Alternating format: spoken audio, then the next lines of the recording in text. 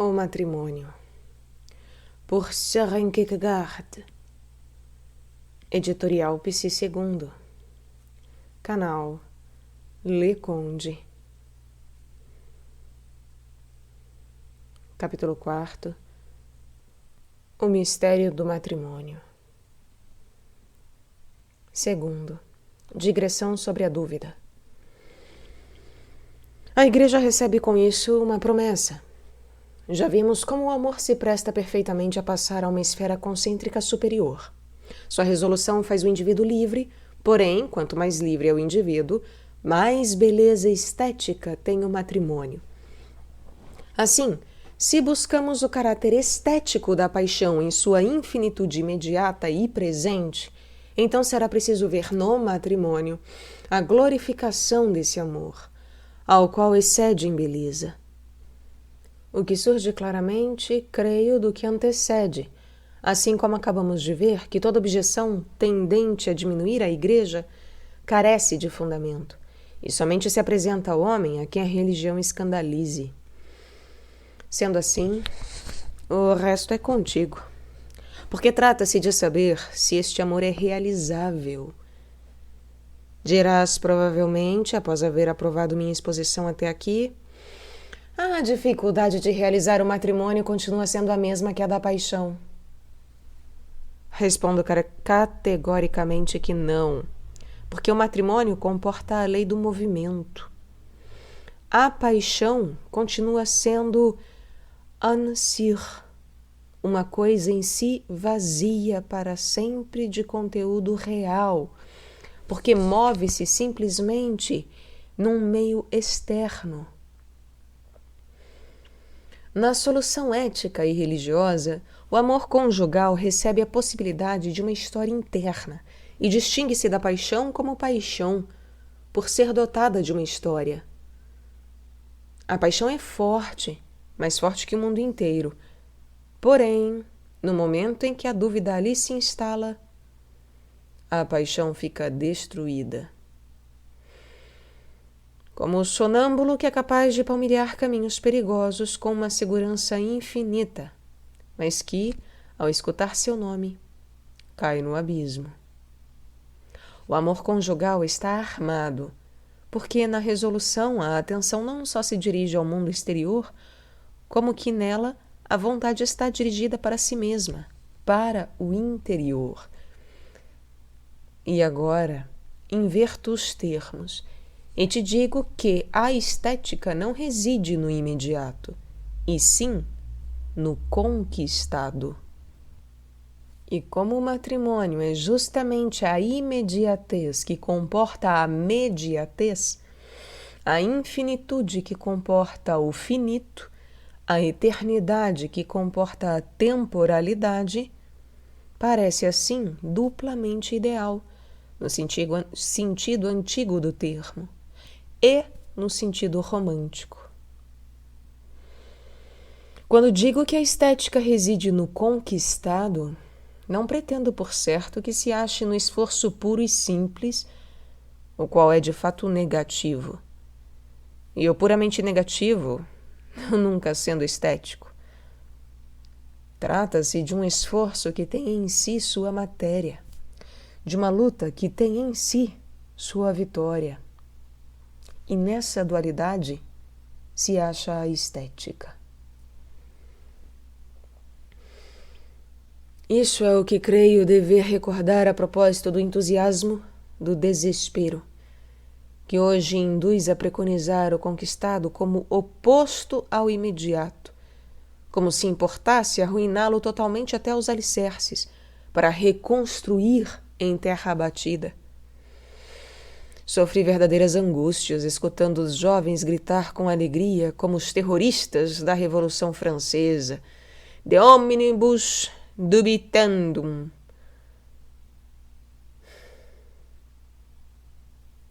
Talvez demonstre assim de minha parte uma grande estreiteza de espírito. Porém, creio que é mister distinguir entre a dúvida pessoal e a dúvida científica. A primeira, que é a dúvida pessoal, tem seu caráter particular.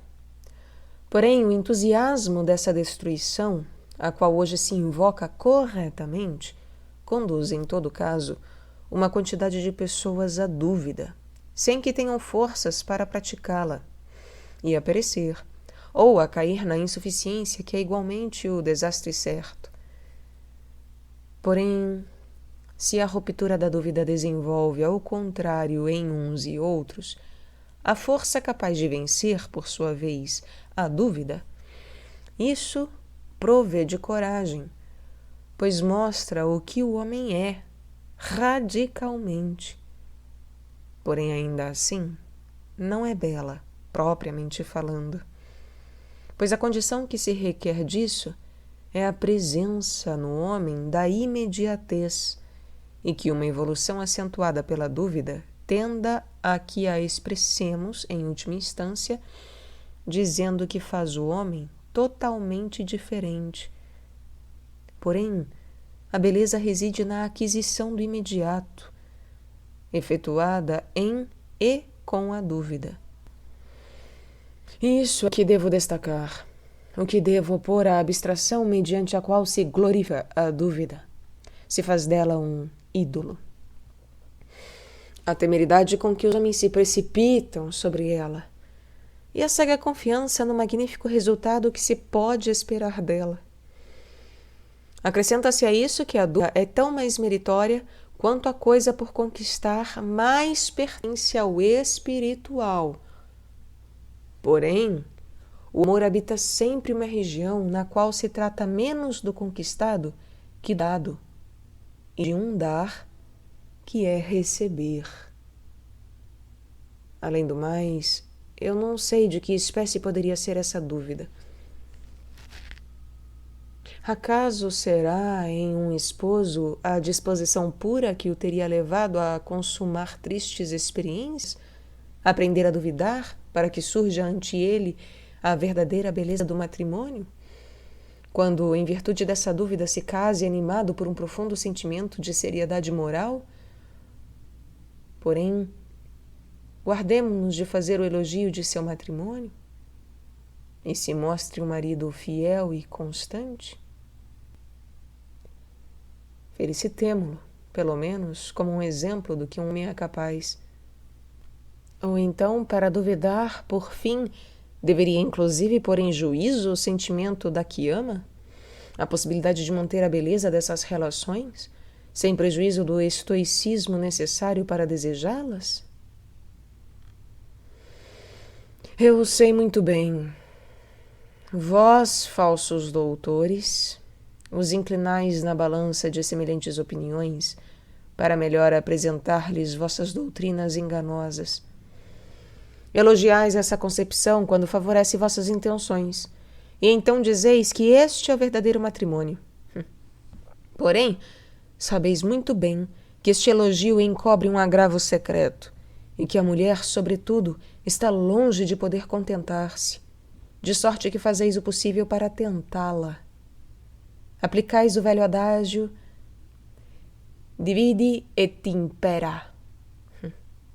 Elogiais a paixão que se converte, se lhe prestarmos crédito, em um momento fora do tempo, em um não sei que de misterioso que pode prestar-se a toda sorte de explicações enganosas. O matrimônio não pode ser dissimulado assim, porque necessita de muitos anos para desabrochar. Que melhor ocasião de demolir ou de irritar por meio de considerações tão traidoras que se precise de uma resignação desesperada para afrontá-las, não é certo? Terceiro, a superioridade da resolução. Fique claro entre nós este ponto. Considerado como momento, o amor conjugal não somente é belo, senão que é ainda mais belo que a paixão, porque contém em sua imediatez a união de vários contrários. Não se deve, pois, dizer que o matrimônio é uma pessoa por demais responsável, ainda que fastidiosa em sua moral, enquanto que a paixão é a poesia. Não. o matrimônio é muito especialmente o poético. E como o mundo tem sido testemunha tão a miúdo de seres afligidos de uma paixão irrealizável, aceito certamente participar de sua tristeza. Porém, desejo também recordar que o infortúnio reside menos na sucessão de acontecimentos que em um mau começo, pois a paixão carece do segundo ideal estético, o histórico. Não comporta lei de movimento.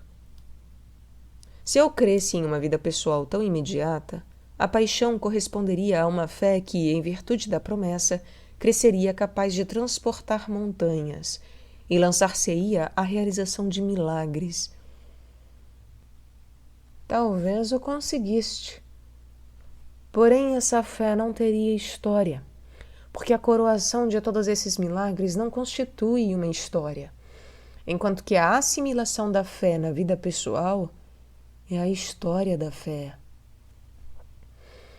O amor possui esse movimento, porque na resolução do movimento orienta-se para dentro. Na ordem religiosa, o amor conjugal entrega a Deus, por assim dizer, o cuidado do mundo inteiro. Na resolução, quer, em colaboração com Deus, combater por si mesmo e conquistar-se na paciência.